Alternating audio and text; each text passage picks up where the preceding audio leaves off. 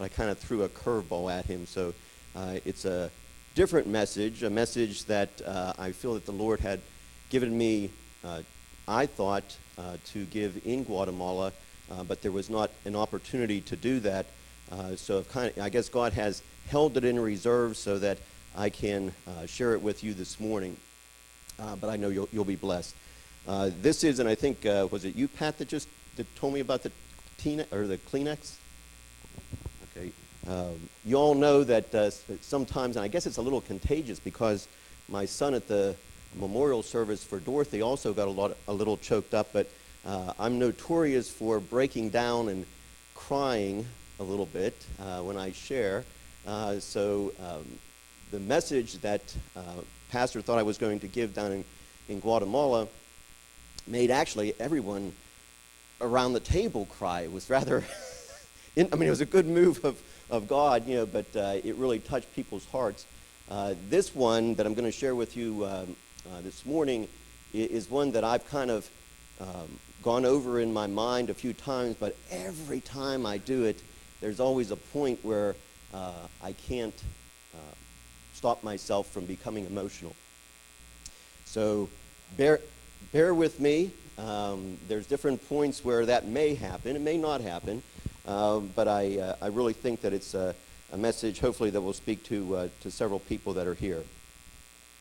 So my Bible pages keep blowing around, so when I get to the point where I'm going to have to go to the Bible verses, you'll have to bear with me. I'll have to flip to those pages.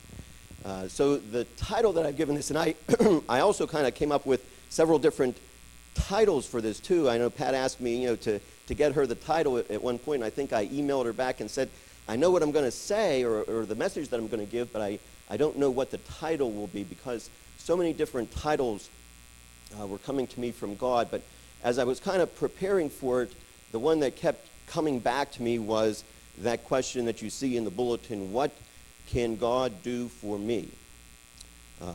Now I feel that this is a question that has been asked many times, probably by many different people in many different situations. Maybe someone has asked you that question if they know that you're a Christian and you may be talking to them, sharing with them, and they ask you, well, what can God do for me? Maybe it's a question that you've asked in your journey of faith, in dealing with different life situations that you may have experienced. You may have asked that question to God. God, what can you do for me in the situation that I'm facing? And I kind of ran through in my mind different examples or different situations where maybe somebody has asked that question. And the first one that came to me was, maybe we have somebody who has a good job, is in good health, has basically everything that life has to offer, and you're talking with them and they say, you know what, that God thing that you have might be good for you, but I don't need it. I have everything. What can God really do for me? Maybe the reverse of that. Maybe somebody who's leading a very rebellious life. Maybe somebody who's out there, as we call it in Christian parlance, out in the world, living a life of sin, doing things that they want to do, or at least they think that they're doing things that they want to do. And you try to approach them about God, and they say, you know what, again, that God thing, it might work for you, but I don't need it. I want to do what I want to do. What can God really do for me? And then some other examples came to mind, situations, life situations that maybe even some people here today have dealt with. Situations maybe where someone has lost their job. Maybe they don't know whether they're going to be able to pay their next mortgage payment or their next rent payment. And you're talking with them and they ask, well, what can God do for me? Or maybe there's a situation where somebody's got a bad report from a doctor. Maybe someone has lost a loved one. Maybe somebody feels all alone in this world, just so lonely, feeling like they don't have any friends. And you're ministering to them and they say, I hear what you're saying, but what can God really do for me? Or maybe it's somebody who's bound in a sin, just afflicted by an addiction, in drugs, alcohol, and you're sharing with them and they say, again, I hear what you're saying, but what can God really do for me? If we go around the room today, I'm sure you can come up with some other examples, some things maybe even that you in your life have faced. Or maybe situations where somebody you've been talking with, and they know you're a Christian, and they ask you that question, what can God really do for me? So I guess the question today is, what's the answer to that? What's the answer to that question? I know in my life group, sometimes we have the quick, I call them religious answers, the quick things that we as Christians say in response to a question like that. Well, what can God do for me? And we say, well, God can do everything, okay? And sometimes, though, when we say that, when we as Christians, are speaking honestly, we know that God can do everything, but sometimes that quick religious answer, if you will, doesn't really minister to the person, doesn't really speak to them.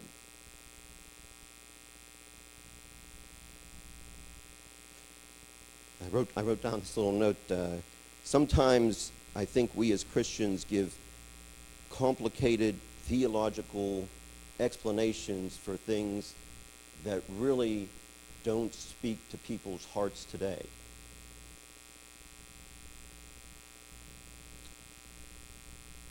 So I was thinking, well, what's the answer to that question?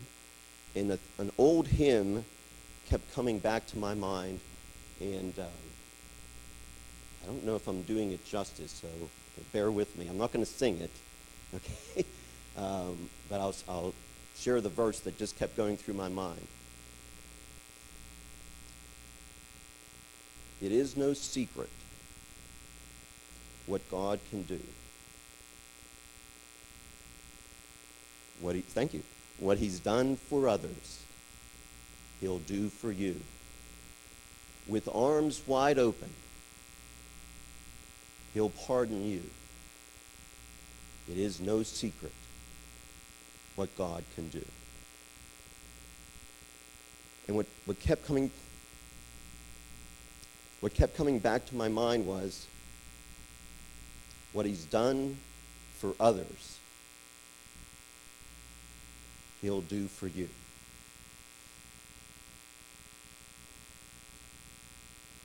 So what does that mean?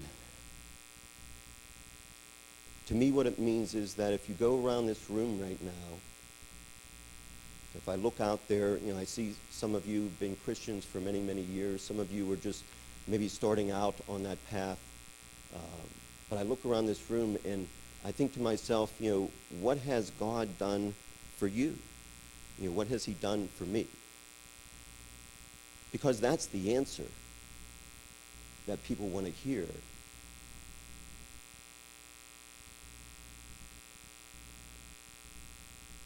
Because God made a difference in your life, he can make a difference in the life of another person.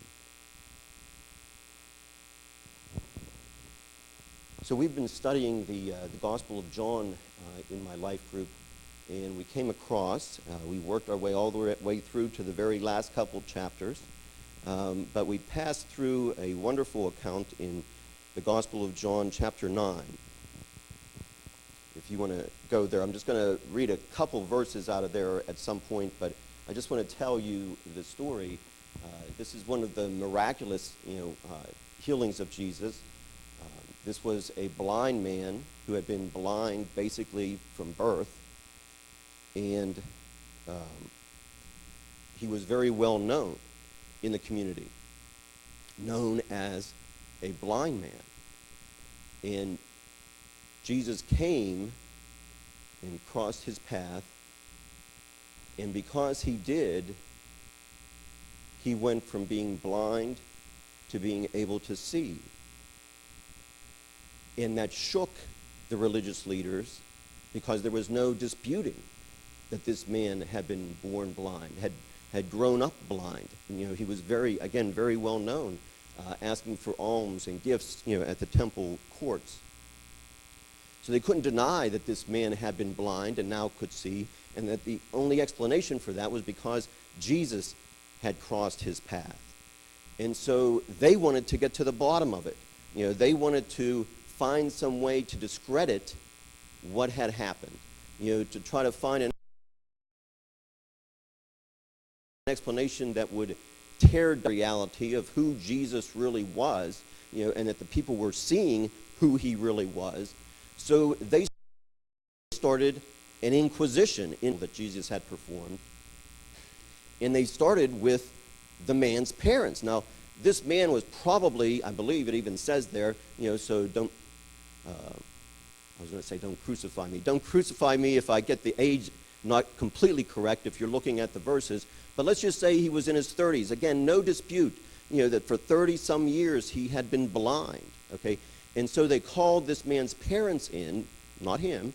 They called them in, and they wanted to find out from the parents what had happened, And the parents were a little concerned by being called in to meet with the religious leaders. It's kind of like if you had done something in the church and we summoned you to appear before the deacon board, okay? And you came in and you didn't know why you were being called in, and the other concerning thing to them as parents was that the Pharisees had made no bones about it, that if you were a follower of Jesus, they were going to excommunicate you from the church. In the church, the temple worship, sacrificial system, that was the key, to being in a right position with God, and to be excommunicated from that was a terrifying thing for a Jewish person. So the parents were concerned when they were summoned by the religious leaders, and they asked them, tell us what happened. And so, like any good mom and dad, right, when our kids maybe have done something that we can't explain, they said, we don't know. He's old enough. Ask him, okay? So they didn't want to put themselves out there. They said, go to the one who was healed. Ask him what happened. So the Pharisees called in the man that was healed. And as you read through it, you almost get a sense that as he's coming in, there's this debate that's going on amongst the religious leaders. Some of the religious leaders are actually starting to turn the corner and actually starting to think that maybe there is something to this Jesus. And the other ones, because they felt threatened, and I think, flipping a couple chapters ahead, even Pilate recognized that they were jealous of the following that Jesus had, okay? The other faction wanted to discredit him, wanted to brand him as being aligned with the devil, okay? So this man comes in to this debate going on between these religious leaders, and they ask him what happened. And they kind of ask the question in a way that they try, we call it a leading question. They kind of want him to say in his answer what they want to hear, which is that Jesus, again, is aligned with the devil. Jesus is a sinner, so be careful what you say. Okay, so they ask him the question in a leading way, hoping to get the answer that they want to hear. And so this guy takes a step back, and he says, you know what? I don't know what you all are talking about. One thing I know, I was blind, and now I see. Okay? And what was that? That was his testimony to those Pharisees. Just like we could say, I don't know who this Jesus is, but I know where I was. And I know that my life is different because Jesus crossed my path. So what he said is the same thing we can share. I know where I came from, and I know where I am today. And the only difference is I've come in contact with Jesus.